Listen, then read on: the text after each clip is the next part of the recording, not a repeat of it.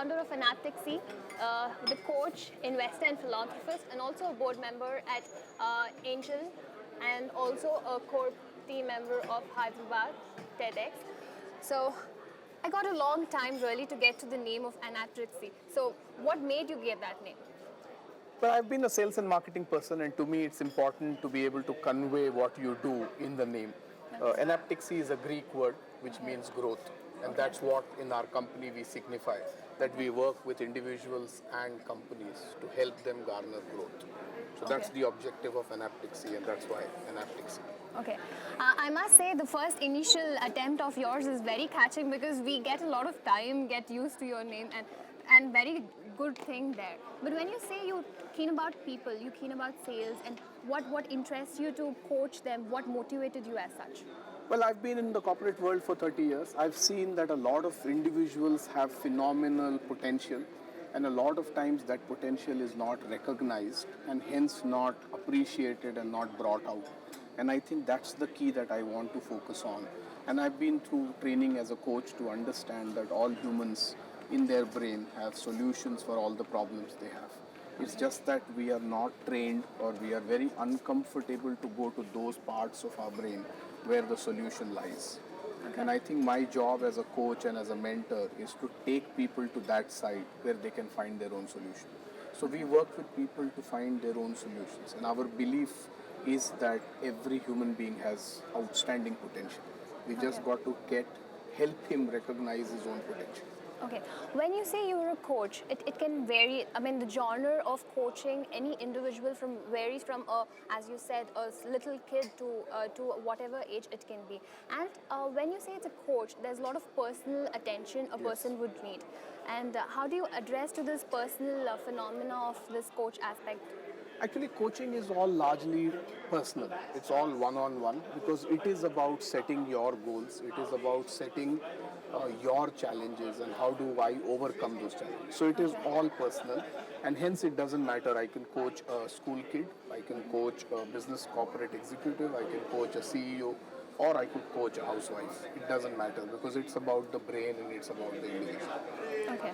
So you are the person, the name behind a lot of outboards, like call it TEDx, call it Ancient Investors, call it Anaptyx.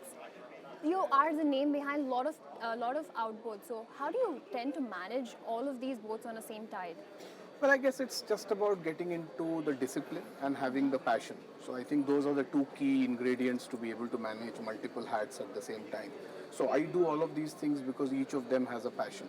Okay. And as regards to finding the time, I think it's a matter of putting the discipline, because then that helps you change your filter or your glasses every time and hence bring a new perspective. So to me, it's actually been extremely beneficial because I used to, in my corporate life, get bogged down because sometimes you don't find a solution because you're only thinking of one thing. Now that doesn't happen because I'm thinking of 6 different things in the day, and hence solutions come more easily because you're not bogged down with just one thought.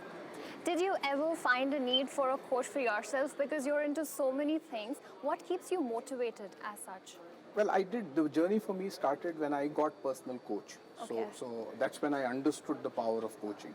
Okay. And once we have trained, we can actually coach ourselves. So now, if you ask me, I have a coach, and that coach is the mirror in the face, the face in the mirror.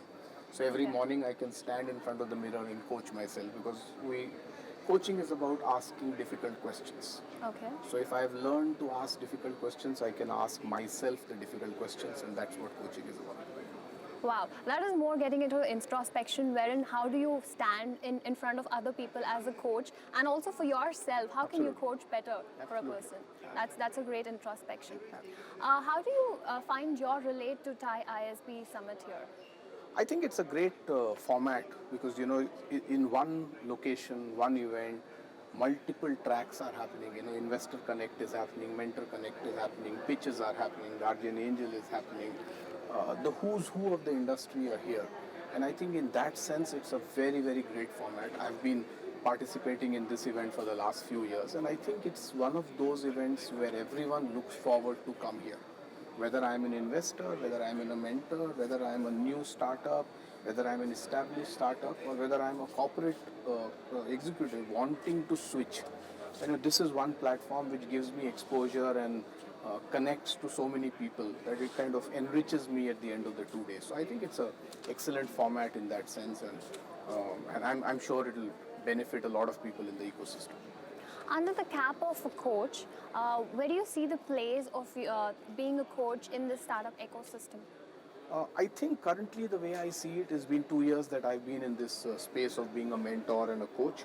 I think the startup companies require mentoring to be the greatest tool that they must use, because a lot of times they have brilliant ideas. But how do I take the idea to execution? How do I take the execution to monetization? How do I take monetization to scalability? All of that can help if there are sounding boards like a mentor or a coach available. So I think a key ingredient in this recipe of startup is mentoring. And I think it will play a phenomenal role if startups can unleash the power of mentoring and coaching. So they must find someone who they can go to every time they want to have a conversation. It's a lonely journey. The journey of an entrepreneur is very lonely. And that's the role as a coach or a mentor we play, to be the sounding board and to allow that conversations. Okay. What do you foresee the future path of Startup Hyderabad?